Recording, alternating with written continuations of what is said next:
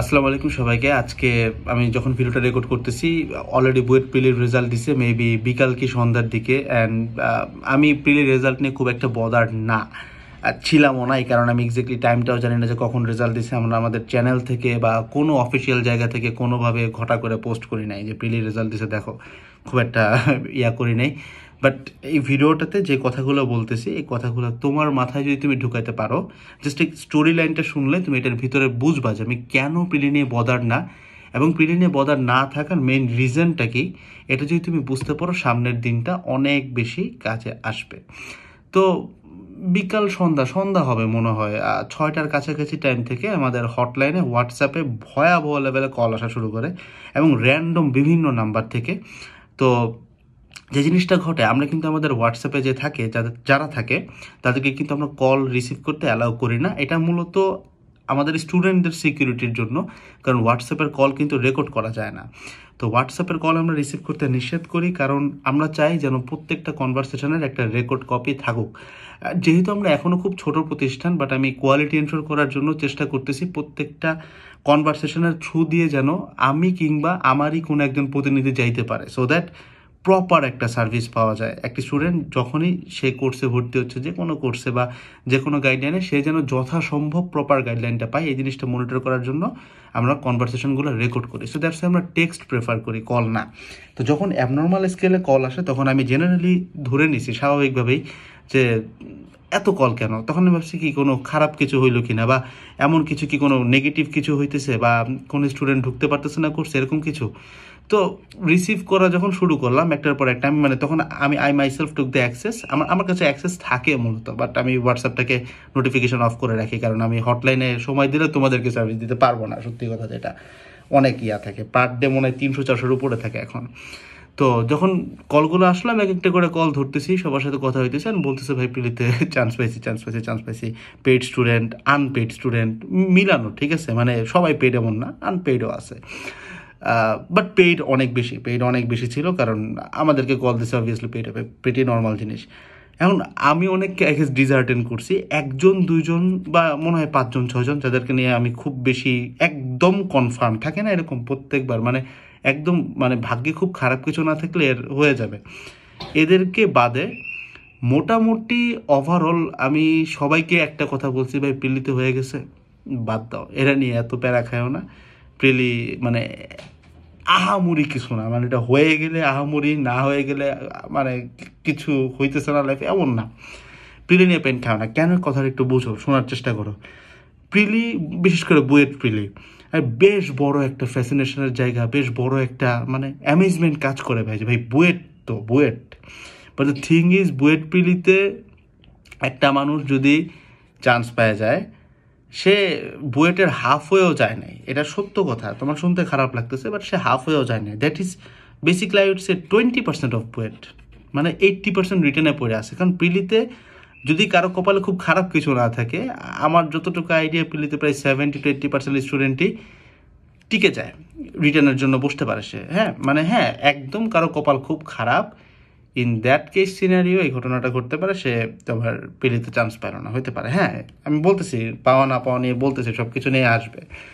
আমি ভিডিওটাও রেকর্ড করতে চাই না, কিন্তু জাস্ট করতেছি যে এত এত ফ্যাসিনেশন কেন, মানে জাস্ট বিকজ 10টা পেজ তোমাদেরকে নিয়ে এখন মানে নাচানাচি করতেছে, 10টা পেজ অনেক কথা বলতেছে যে এই সেই ওই সেই, এই করছে আমাদের কাছ থেকে তো অমুক অমুক অমুক, 10-এ 10, 20-এ 20। এটা নিয়ে এত বেশি স্বপ্ন দেখো না ভাই। দিন শেষে তুমি কি বলবা যদি বুয়েট না হয়, বুয়েট পিলিতে হয়েছিল, এটা তো কোনো মানে ক্রেডেনশিয়াল হইলো না। বুয়েট হওয়া না হওয়া ওইটা ডিফারেন্ট ব্যাপার, বাট বুঝাইতেছি preli is nothing. And preli কোনো স্ট্যান্ডার্ড এক্সামও না। ইঞ্জিনিয়ারিং, আমি জানি তোমার কাছে খারাপ লাগতেছে, বাট আমি তোমার ভালোর জন্য বলতেছি। যেদিন রিটার্ন এক্সামটা দিবা সেদিন মনে পড়বে যে ভাই কথাটা ঠিক বলছিল, আমি প্রস্তুতিটা নিছি, কারণ আমি আগেই বলছি যে পড়া শুরু কর, রিটার্নের জন্য পড়ো, পোষায় উঠতে পারবা না। কারণ একটা প্রপার ইঞ্জিনিয়ারিং এক্সাম কখনো এমসিকিউ হইতে পারে না। যেমন কুয়েট ভর্তি পরীক্ষা, আমি বিশ্বাস করো, মানে যদিও আমাদের অনেক বেশি সাকসেস রেট ছিল কুয়েটে, বাট আমি ভিতর থেকে বিলিভ করি একটা প্রপার ইঞ্জিনিয়ারিং ভর্তি পরীক্ষা সবসময় রিটার্ন হওয়া উচিত, কারণ রিটার্ন দিয়ে জাজ করা যায় একটা স্টুডেন্টকে, সে কীরকম ভালো পারে না পারে। তো আমি যারা প্রিলিতে চান্স পাইছো তোমার সামনে কি আছে, যদি চুয়েটে বসো চুয়েট আছে, বুয়েট আছে, রুয়েট আছে, এই তো মোটামুটি মানে মোটামুটি রিটেন আছে। রুয়েট প্রিলি তোমার জন্য খুব একটা প্যারা হবে না, যেহেতু প্রিলিতে অলরেডি একবার বুয়েটেরটাতে হয়ে গেছে। তো তোমার মেইন টার্গেট কিন্তু এখন রিটেন, ঠিক আছে? আমি অলরেডি চ্যানেলে লাস্ট একটা ভিডিও দিছি, সেই ভিডিওটা তোমার কাছে দেখতে একটু ক্লিক বেটি লাগতে পারে, but that is very very very useful for you. আমি নিচে লিঙ্ক দিয়ে রাখছি ভিডিওটা, তুমি একটু ক্লিক করে দেখবা। ভিডিওটাতে আমি বলছি যে চুয়েট ভর্তি পরীক্ষার শেষ 3 দিনে কীভাবে 10 বার প্রশ্ন ব্যাংক শেষ করবো, এবং এখানে আমি এক্স্যাক্টলি থিওরি দিয়ে দেখাইছে যে this is the way that it is possible, ঠিক আছে? তো এটা কোনো ক্লিক বেটি কিছু না, ক্লিক করলে দেখতে পারবা, ইট ইজ নট ক্লিক বেটি। তো হয়তো তোমার কাছে লাগতেছে ভাই চুয়েট তো ঠিক আছে, আমি মানে যে বুয়েট প্রিলিতে এলিজিবল তার তো এখন স্বপ্ন পুরো বুয়েটে, ঠিক আছে, বাট চুয়েটের জন্য কোশ্চেন ব্যাংকটাকে আমি কম্প্যাক্ট করার কথা বলছিলাম কেমনে করতে হবে। এই প্রসেসটা তোমাকে CUET written, BUET written, RUET written সবগুলাতে হেল্প করবে এবং খুব ভালো মতো হেল্প করবে। I can assure you on that, খুব ভালো মতো, ইনশাল্লাহ খুব ভালো মতো হেল্প করবে তোমার, মানে কোনোটাতেই খুব একটা প্যারা খাবা না। এখন কিছু কথা এখানে একটু অ্যাড করতে হয়, কোশ্চেন ব্যাংক থেকে যে পড়তে হবে এইটা এখন অনলাইনের সব ভাইয়ারা বলবে, এখন বলবে, এই সিজনে বলবে অ্যাটলিস্ট। আলহামদুলিল্লাহ আমি অনেকটা সফল, পুরাটা না অনেকটাই সফল, এই আইডিওলজিটা পিচ করে দিয়ে গেছি।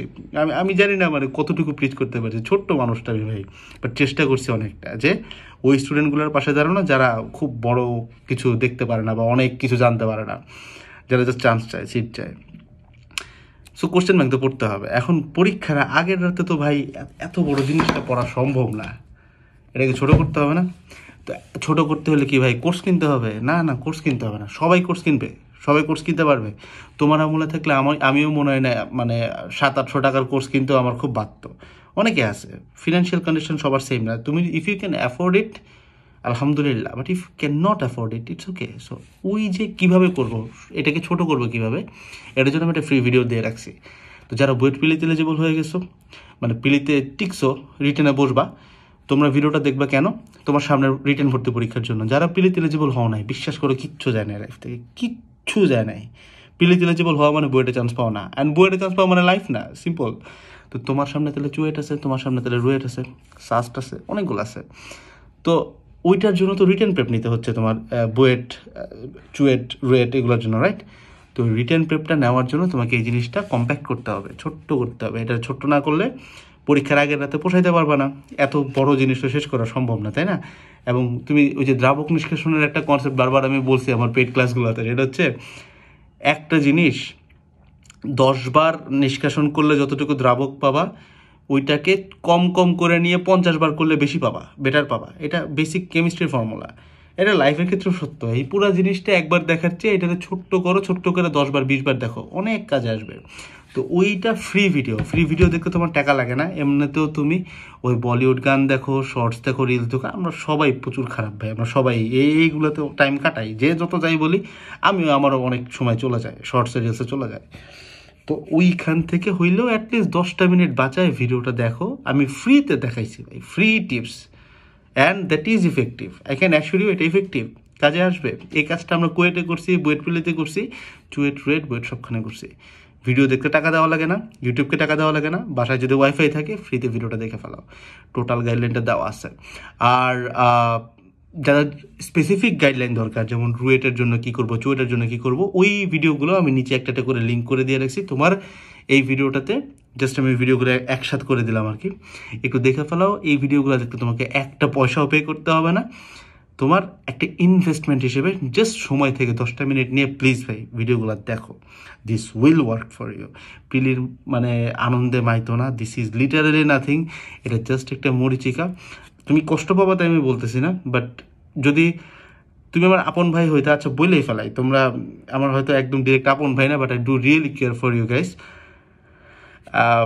প্রিলি হইতেছে কাইন্ড অফ একটা ক্লিক বেট স্ক্যাম টাইপের, মানে একটা কাইন্ড অফ স্প্যামিং থাকে না, মানে লাইক জিনিসটা কিরকম, তোমাকে একটা কাইন্ড অফ মানে একটা ব্লকেট দিয়ে দেয় যে এই প্রিলিতে চান্স পাইছে, ঠিক আছে 2 দিন 3 দিন মিস গেল, খুশি শান্তি, আরে সবাই জানায় বেড়াইতেছে, এই 3 দিন গেল, এই 3 দিনে কিন্তু তোমার রিটার্নে চান্স পাওয়ার প্রবাবিলিটি হারাই গেল। প্রিলিতে চান্স পায় নাই, শেষ 3 দিন গেল, পরের যে পরীক্ষাগুলো ছিল এগুলো বাদ। তো চান্স পাও চান্স না পাও, প্রিলি নিয়ে বদার থাকবে মানে you are basically scamming your self.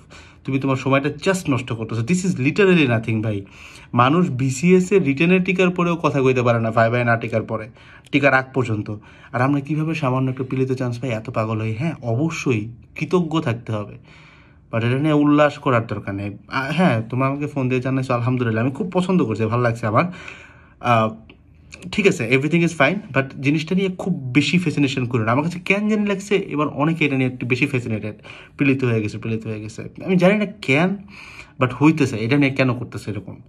তো ভাই এগুলো ফেলাও, রাখো, তুমি রিটার্ন নিয়ে প্রেপ নাও। এখন রিটার্নের সময় দেখো তো ভাই 20টা দিন পরে তুমি সারাদিন এটা নিয়ে আনন্দ ফুর্তি করো, ঠিক আছে? তখন আলহামদুলিল্লাহ। এখন আগে নিজেরা শক্ত করে ধরো। প্রিলি হইলে সামনে বুয়েট, প্রিলি না হইলে ভাই চুয়েট আছে কিন্তু, তো ওইটার দিকে ভালো মতো ফোকাস করো। হাতে এখনও পুরো জিনিসটাই কিন্তু খেলা বাকি আছে। নিজেরা এখন ডিসার্টেন করো না, সর্বোচ্চটা দাও। ভিডিওগুলোর লিঙ্ক আমি নিচে দিয়ে রাখছি, একটু দেখে ফেলাও, ঠিক আছে? আসসালামু আলাইকুম সবাইকে, টাটা।